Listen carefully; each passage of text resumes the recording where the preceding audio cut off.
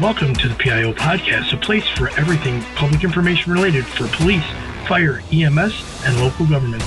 It was a good learning experience for a lot of us that social media is not real life. But we have to remember the media are very rarely a target audience. They're simply that conduit. Our words have impacts on individuals, and it may not be positive. So just being thoughtful and mindful of the words that we speak. I think what's so interesting about this position too, and this job and this profession, is that every one of us is looking for purpose, and when we find it here, that's it. To know is that a crisis for one is not necessarily a crisis for another. Hello everyone, hope you're enjoying our content. If you would be so kind and click the link at the bottom of today's episode notes, your support in any amount will keep the podcast going. Whatever you can provide will keep the lights on and the podcast growing. So sit back and enjoy today's episode. Good afternoon. Today on the PIO Podcast, we want to welcome Lieutenant Patrick Juliano. He's a Public Information Officer for the Palm Coast Fire Department in Palm Coast, Florida. Thank you for being on today's show. Thank you so much for having me. I'm really excited to be a part of this. Yeah, I'm glad you were able to do this. You were somebody that was suggested by another interviewee, which was outstanding. And it's always great when I can get somebody on from the fire service because I get so few people from the fire service. I've had some really great interviews. You guys do so much that I really like getting you guys on for interviews because there's just such a wealth of knowledge behind what your background is. So, Patrick, before we get, we appreciate your time, but before we dig into the real meat and potatoes of this interview, where is Palm Coast located for our listeners that don't know? What's the city's population, and how many firefighters and professional staff does the fire department have? All right, so the city of Palm Coast, we're located up in Northeast Florida, so between St. Augustine and Daytona Beach. Everybody knows Daytona Beach for the Speedway and St. Augustine as the oldest city in America, but we're right between them both. We're tucked away right off the interstate, so we are about over 110,000 residents right now. I think the last estimate was around 108, but we're growing every day, so we're a growing community. So for us, we have 6 fire stations. We're going to be doing construction on 2 of them this year. One's a replacement. One is we're moving into that new station. And we have about 100 personnel, both about 75 career firefighters, as well as volunteers that, volunteer firefighters, our fire police program, our associates that all make up our fire department family here. Wow, that's outstanding. I read somewhere that Palm Coast is one of the fastest growing communities in Florida. I saw that originally, I think the one census I saw was like 30,000 maybe 7 years ago. Is that about right? So when I first moved here about 20 years ago, the population right around then was probably around 50, 60,000.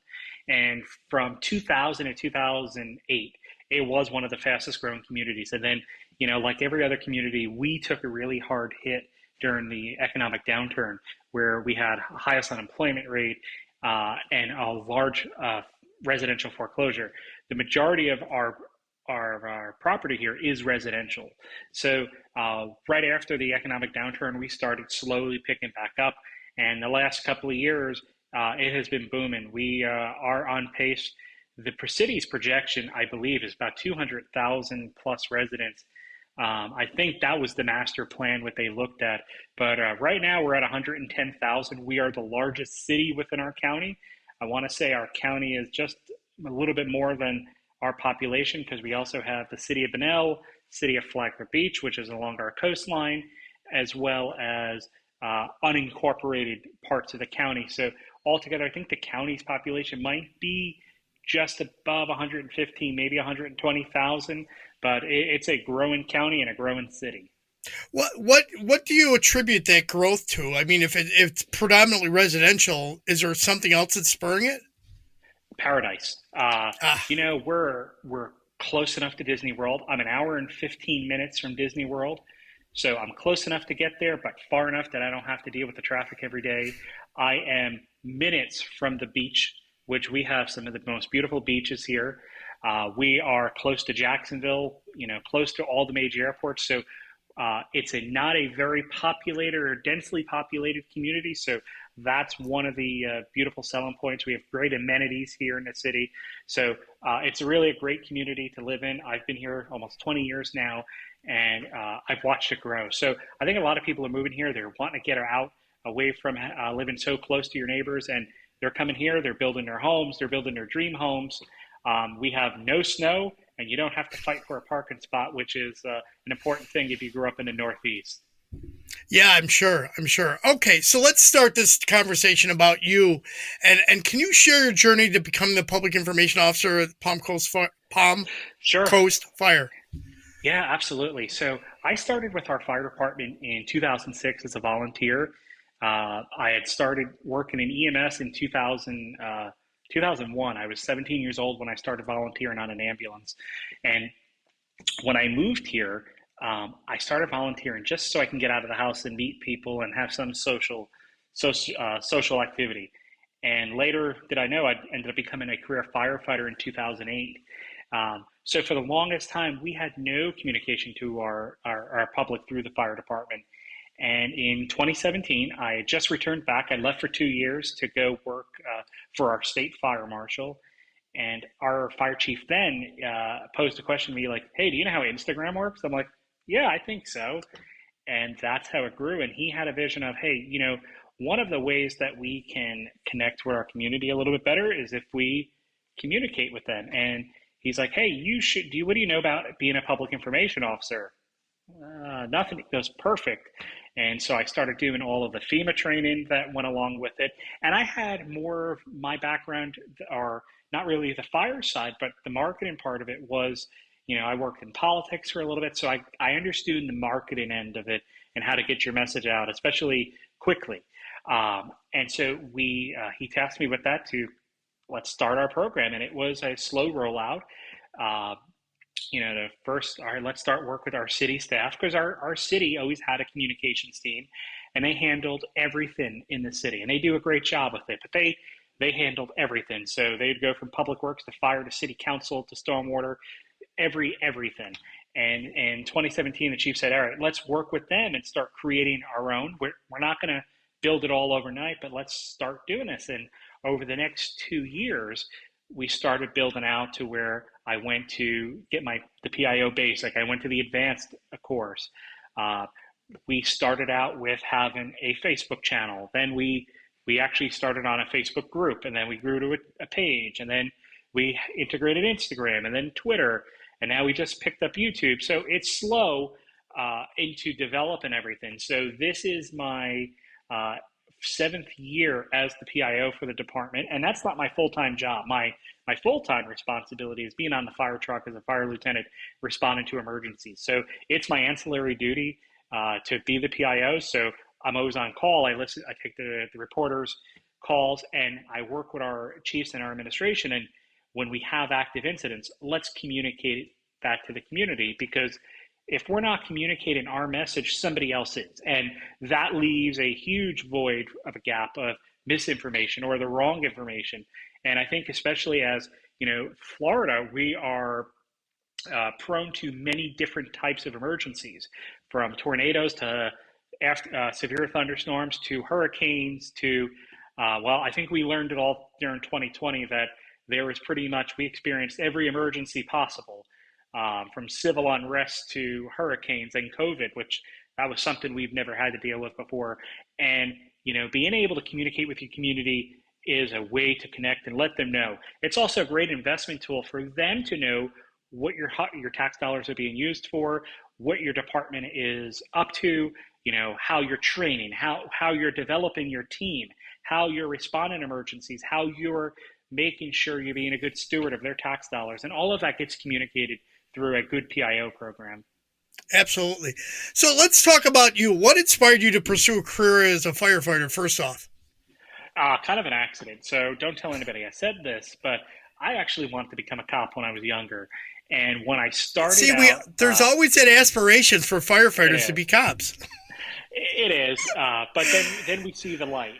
So what started for me is I started volunteering. I was a police cadet as a younger person, and then my buddy got me to join our local ambulance corps. And where I lived in New York, they were volunteer ambulance companies. And so he got me to join. I was hooked. And when I moved here to Florida, I was actually working at a funeral home. I was studying to become an undertaker. I joined the fire department because that was the only way I can still stay active in EMS. And it was just, met the right people and really got involved. And, it was probably the right time, right place, right time, where within a month when I joined, they threw me into our first responder program, which was great refresher for my EMT. Then they threw me into a Fire One program. And, if they were trying to bait me, they got me and they hooked me. And they've kept me here now for almost 20 years.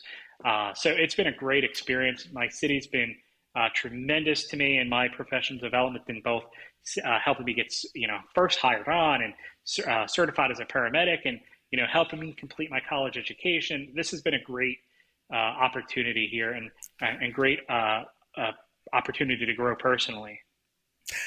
You made a comment about from your fire chief that he when he asked you, do you know anything about public information? And you said no, and he said, good.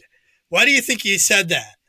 Because now it's the opportunity. We're not stuck in a box that we can, go get the training, and now start to be creative and start to figure out how you want to develop this and how you want to build our outreach approach to it. So I think there was his way of saying, all right, this is going to be yours. It's, you're not taking something over from somebody else where you have to live within their box. You're going to be able to create this according to your wishes. Okay, so you went through training. So you went through all the, I'm assuming the FEMA training that is out there? Yeah, the basic course. And then what was really great is EMI came down to Florida and they taught the advanced course here, which is a 5-day, really immersive course, which is what you're looking for if you're going to go into work in emergency management or fire or police, and you have to deal with any of the emergencies that we respond to. That's a great course to take. Did you do the MasterPIO course yet, or are you still planning on doing that? I haven't had the opportunity to get up to DC for it, and it's on the bucket list. So it is something I do want to do, but just haven't had the opportunity yet to get up there. Yeah, great opportunity if you can, from everybody I've talked to that has done it. Oh, yeah, they speak very highly of it. Absolutely. All right, so we kind of talked about how your role evolved in Palm Coast and how you moved up, and so let's jump to the next question. What are some of the effective strategies you found that work in your community to engage them? So, when we first started out, we're just trying to build that audience and trying to find creative ways. So sometimes you jump on the trends, and yes, they look silly sometimes. And I remember a couple of years ago, there was that one of the trends where you were dancing in front of the fire truck and lip syncing. My whole department did it. Oh, everybody did it. It was like the Ice Bucket Challenge. Everybody did it. And, but yeah, it's silly, but people watched and people engaged, and then they started following you because, they did something interesting. But the goal, 95% of what we're doing, we're trying to pull people in, because when disaster strikes, that's not the time to go looking for your audience. You have to have your audience in place to be able to get that information out there. So for a bit, it was building that information and building that network up there. And, we still have a smaller following. We're roughly almost 10,000, which is from 7 years was nothing. We're not doing paid advertisement or paid boosts, but, it's all organic. And for us, it's, when we share any type of incident in town, that's a high visibility opportunity. Not only that's an important thing too, because when you're out in public, it leaves room for misinformation or, fill in the gap. So it's an opportunity for us to communicate, hey, there was a fire here, or there was an incident here, but everything's better. Or is it the vice versa that, hey, we need you to clear the area or evacuate? Fortunately, we haven't had the issue out evacuations, but you have that audience there to start pushing it out. And then you start networking with all the groups that are out there. So Facebook has a lot of these community groups. So one unique thing about our community is our subsections are divided up by letters. So all of the streets in that zone start with the same letter. So we literally have a section called the B section, and every street in that area starts with the letter B. It's really great when you're responding to an emergency, because now if you know what the letters are, you know what coordinates that you're going in, and it makes that a little bit easier. Wow, yeah, that's convenient. And that was the way the founders of our city laid out our city back in the 70s. You know, we're a newer city. Our city, well, they laid out our city back in the 70s as a retirement community.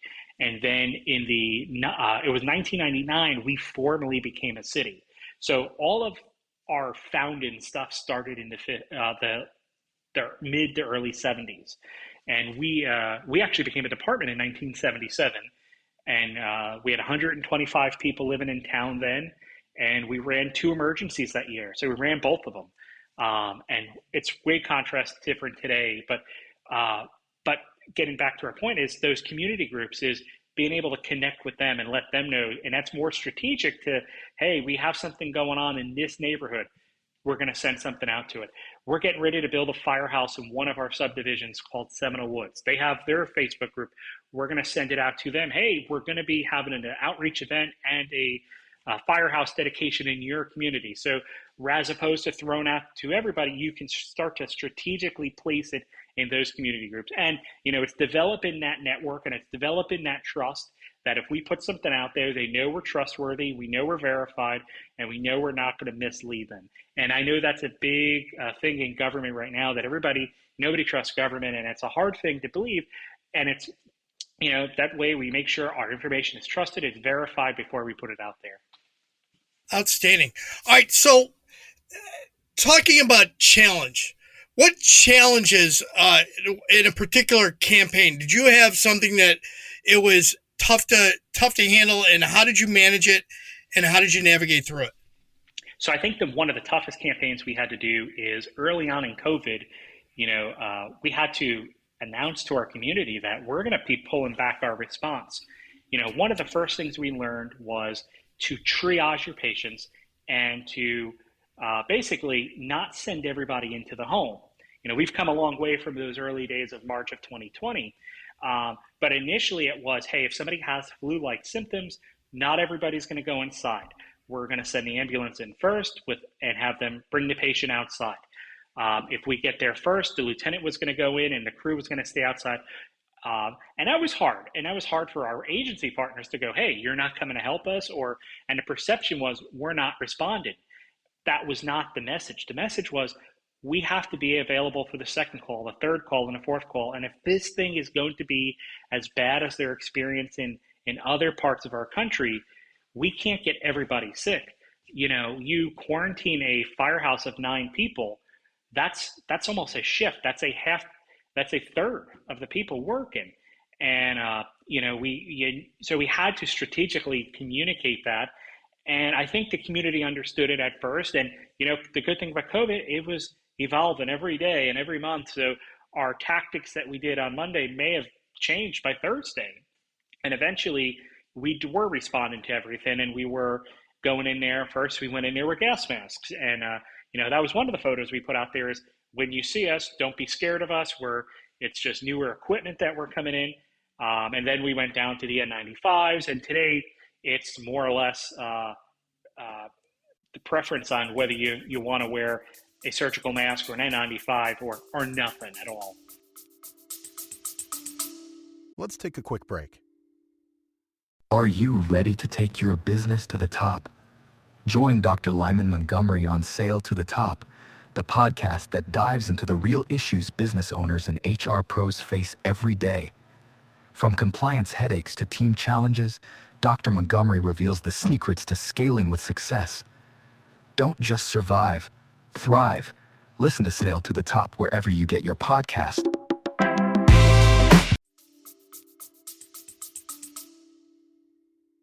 All right, so I mean, I could see that. I could see very early on, especially from the fire side, because you guys are going to get all those sick people that are going to call, or those that may be representing with symptoms. And the last thing you wanted to do was bring everybody in and then have to decontaminate them coming out, right? I mean, so I can understand that.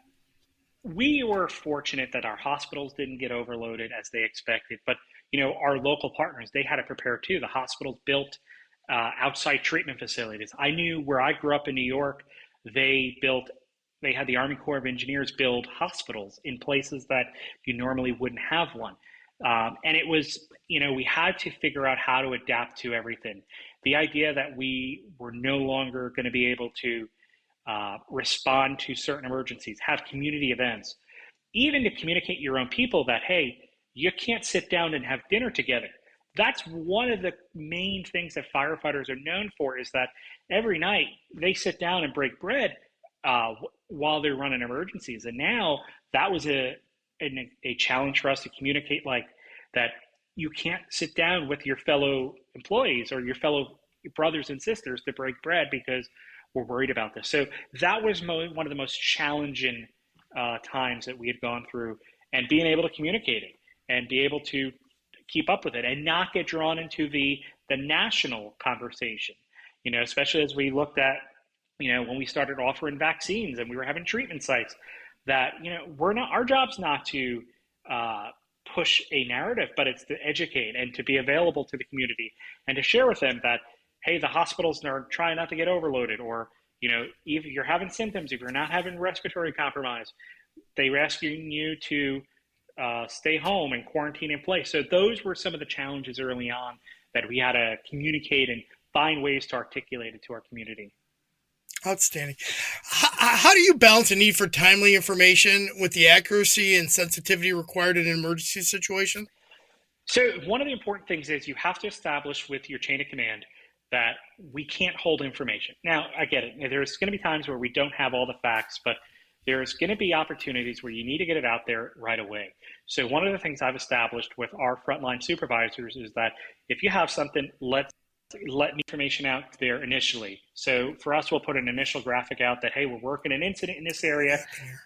We'll share more information. And as the incident evolves, you start to update it with more information and more photos to help you communicate that. That's good. I'm glad that you brought that up about having those conversations with your frontline supervisors. I think that's really important. I think one of the hardest things, I think, for leadership, executive leadership, is they forget that, yeah, you have to manage the incident, but you also have to manage a message, because if you don't and you're not upfront about it, it leads to confusion, misinformation, and the media is just going to turn to the person that's talking. There's always that person on the side of the road that provides their own perspective. And if the PIO is not available to provide something, they're going to turn to the guy standing next to the media and say, hey, what's going on? Or what do you know? And that's where the message gets changed. Right. Right. But, one of the things is you build that relationship with your local media partners. So we have fantastic relationship with all of our local media partners. They all have my number. They all can text me or call me about, hey, what do you got going on? Or, hey, anytime they have a question, they know they can call me anytime. And that's a great relationship we have with all of them. And, for us, we're in a unique spot. We fall in between the Orlando News Network and the Jacksonville News Network. So at times we get both of them to show up here. And more recently in October, we had an F1 tornado come through town.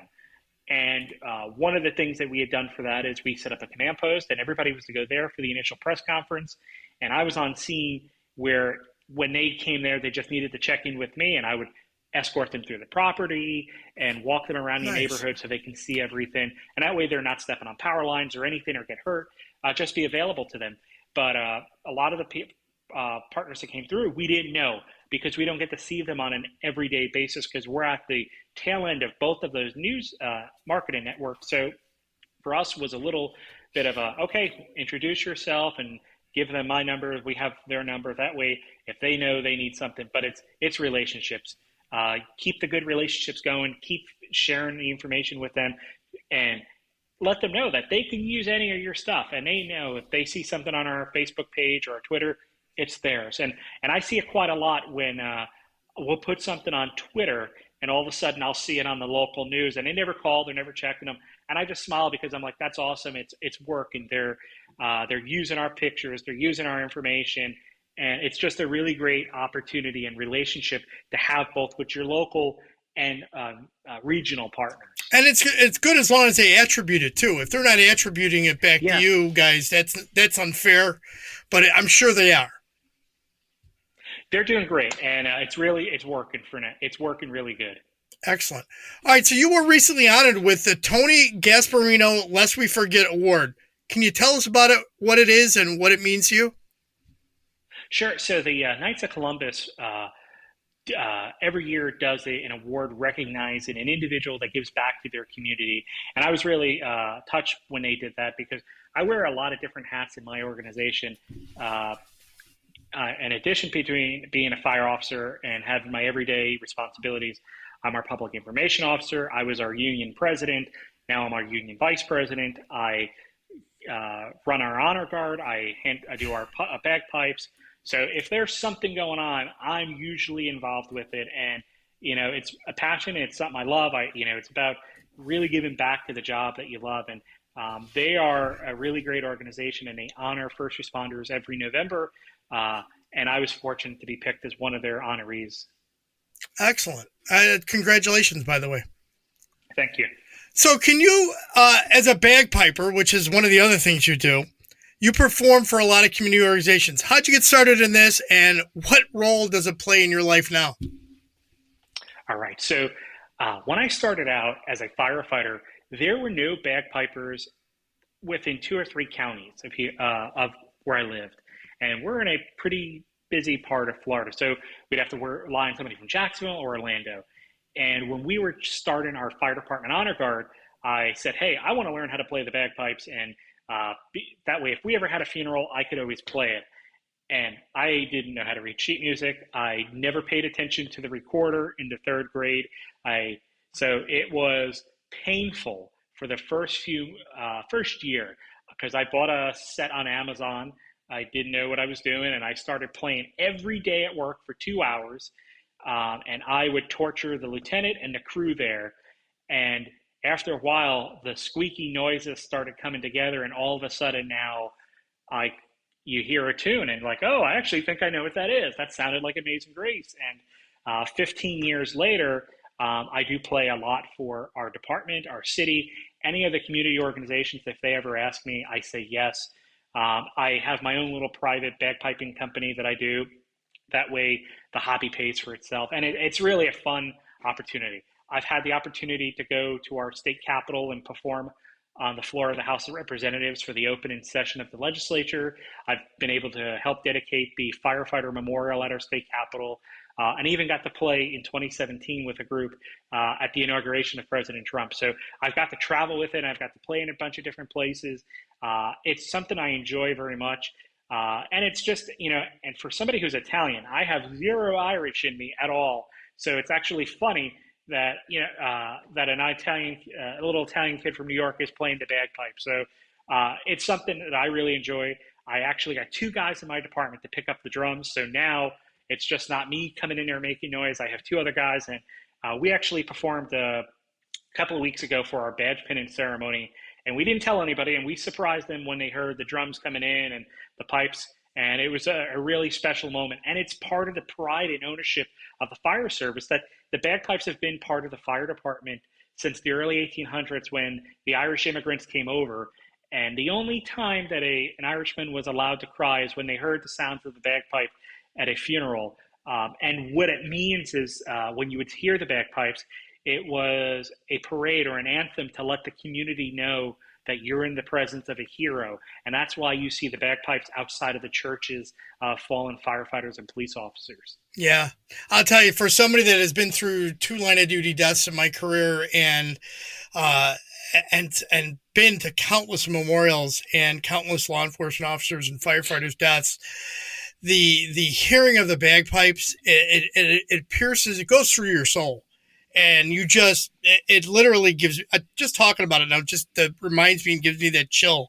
And I'll tell you, it is something that if you've never experienced it, for those listeners out that have not, it is something you do need to hear, and you'll understand how important it is for the culture of both firefighters and law enforcement officers. And even in the military, there are some bagpipers in the military, that represent the fallen. And it is, congratulations for what you do and all the efforts that you're doing. Thank you. It's outstanding, especially as an Italian guy doing Irish work. That's awesome. Yeah. and I can make Sunday sauce too. So there you go. See now, I call it gravy though. I call it gravy. It's not. Well, it is gravy. So there's a whole debate of the gravy or salt. It's gravy. I made it yesterday for the guys. Yeah, awesome. So what was your most memorable moment as a PIO? One of the was that F1 tornado that came through our community. So I had to wear two hats at that moment. First, I was the initial supervising officer on scene, so I was acting as our battalion chief. So now we're coordinating resources there. Then once once the command expanded, I took over the job as PIO and just working with all of our media partners and letting them walk through the site and explaining for them. And it was really interesting that you could see the house on the left had not a blade of grass moved, but the house that had the impact had no roof on it, and you could show them the debris field, how it went a couple of blocks over, and really piece by piece walking through how the emergency came out, how we responded, what the residents told them, and how this community is now going through something devastating. So for me, that was very memorable, and to be able to share that and kind of piece by piece with all the media partners and our community on what happened, and to share that morning, because we still had severe storms going on, to let folks know shelter in place, don't come into that impact area, and just being able to share with them live what's going on. Yeah, thank you for that. By the way, a lot of people don't realize that that those have impacts on us. It's an emotional impact on us as well as the public, because we have to be in that. We're in that scene the whole time. So, yeah, excellent. Great job there. All right, so let's lighten it up. Let's go over some rapid-fire questions. All right. Texting or talking? Texting. Chocolate or vanilla? Vanilla. Coffee, tea, or energy drink? Coffee. Adult Dunkin' drink? Donuts. Adult drink of choice? I'm not really a drinker. So, when I do, probably a Sam Adams. What would be your superpower if you could have one? Oh, gosh, a superpower. The ability to read people's minds. Big. That's becoming a common thing for the PIOs. What place do you most want to travel to? I really want to go to Italy. I've never been there. I want to go see Rome and travel up and down that peninsula. Yeah, absolutely. Beautiful, beautiful place to go. What's your favorite way to relax after a long day? Being able to hang out by the pool and just relax and vegetate. If you could choose to have coffee with any historical figure, living or dead, who would it be? Abraham Lincoln. That'd be an interesting conversation. Yes. Final thoughts. What key points would you like the listeners to take from today's interview? Most important thing, when you're communicating with your community, it's about having the right message at the right time to the right people. And it's so important to be able to get that out there when it's absolutely appropriate, and to be sensitive to your community partners as well, to make sure they're included. But more importantly, advocate for your agency, promote your agency, and be the biggest cheerleader you can for your agency. Thank you. As we wrap this up, is there a piece of wisdom or a motto that you live by? The main thing that I like to live by is, do right for your agency. There's an old saying that I saw a few years ago that said the name on your jacket or the name on your helmet represents your agency. The name on your jacket is the name your family gave you. Do them both justice. And that's important. So always strive to make sure you're providing the best information and doing your best for your agency, and being a great ambassador and a representative for your agency. Because as PIOs, and as public employees, we can certainly share what the great work that we're doing, and highlighting your team members and what they're doing. And it not only shares it with their community, but it also their families and them, that they know that they're appreciated for what they do, and that their families know how hard they're working. So be that biggest cheerleader, and be proud of your agency, and be proud of the names both on your helmet and your back, and do them both proudly.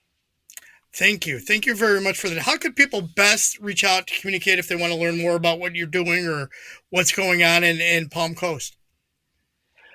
They can find me on LinkedIn, or they can follow our pages at Palm Coast Fire. And I'll add those into the show notes. Awesome. That is Lieutenant Patrick Juliano. Thank you, Juliano. Thank you for being on the show. Thank you so much for having me. I really enjoyed this, and I really appreciate the opportunity. Yeah, thank you. I appreciate you being on and taking the time out of your busy day. Absolutely, anytime. Take care. That's all for this week. We hope you enjoyed this episode. Thank you for listening. Be sure to subscribe to the podcast to get notified on the latest episode. If you are listening on a platform that allows you to leave a review, please give us a review. Any review is appreciated. To support our efforts with the PIO podcast, you can click on the support button in the show notes, and any donation is appreciated. Thank you.